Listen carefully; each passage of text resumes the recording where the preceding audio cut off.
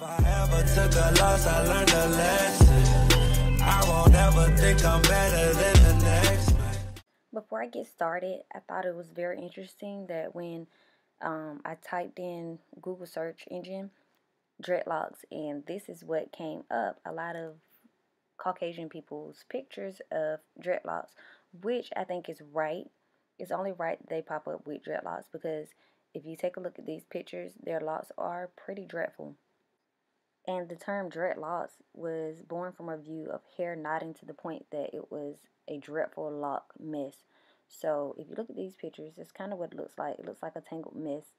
I decided to give credit where credit is due. They achieved the look of untamed hair and dreadful locks. So kudos to them. And now, so when you type in the word locks into the Google search engine, this is what you come across. This is a neat technique that is done by twist and rope, or it's like a form of braiding hair until it comes together to a nice roll. And this is what locks are. And I think these are beautiful and neatly done. And this is why the word dreads was taken off of locks, because when you look at these pictures, you don't see anything dreadful about it. It's just a neat style. So I encourage everybody to take the word dreads off and just use the word locks. So here we go into my research. Okay, so when I first started doing this research on locks, the first thing that came up was Shiva, the deity. I'm pretty sure that a lot of you guys are familiar with this picture, even though you might not know anything about the religion in India. I think everybody has seen this once or twice before. I know I have, but if you haven't, this is a deity that has a woman's face in a man's body. And it was said that locks first originated from the Indian culture because of the spiritual origin of them coming from Shiva, which was like a goddess. And I was like, okay, this is kind of far-fetched. They are trying to take our culture or whatever. But when I decided to look more into Shiva, I thought about, okay, maybe. Because Shiva was a deity that was a black deity, but it's often painted blue. Then I got to thinking maybe that's where the term blue-black came from, because it was hard for me to come across these pictures of him being painted black. And I don't know if it was a controlling mechanism, or is it that he's often blue and sometimes black? I'm not sure.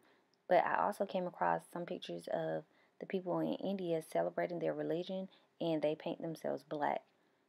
And so there you have it. I guess most of them do paint themselves black when they're talking about this deity or celebrating this deity.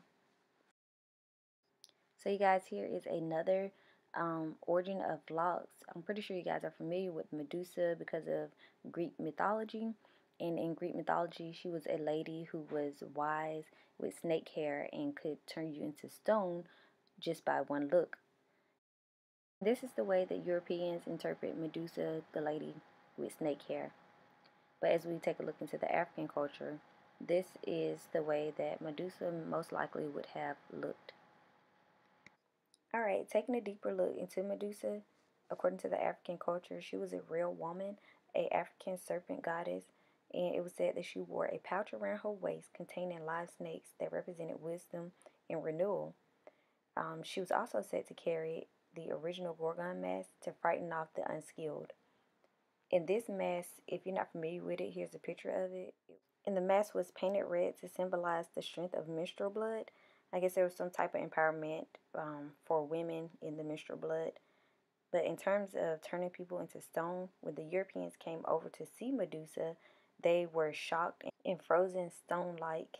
And so that's where the term come from. With one look, she would turn a man into stone, because they were shocked because they had never seen people with locks or this type of mask or wisdom or truth before. Last but not least, we're going to talk about the origin of locks coming from ancient Egypt. The first examples of the lock hairstyle appeared in Egyptian artifacts and mummy remains, which they were found and were not talked about, because a lot of people want to believe that Egyptians are closer to white or Middle Eastern people than black people, which makes no sense to me, because Egypt is a part of Africa, no matter what they try to do and rewrite history and say that it is not part of Africa anymore. But when we look back in time, during the time of pyramids and all the hieroglyphics and things like that, they were black people. Here's a picture of Samson from the Bible. I'm pretty sure a lot of you guys have heard the scripture or read the scripture of Samson. And the scripture goes as he had strength that came from his locks of hair. And once his hair was cut off by Delilah, he lost his strength. I decided to put this clip in just to let you guys know that locks also date back to the Bible as well.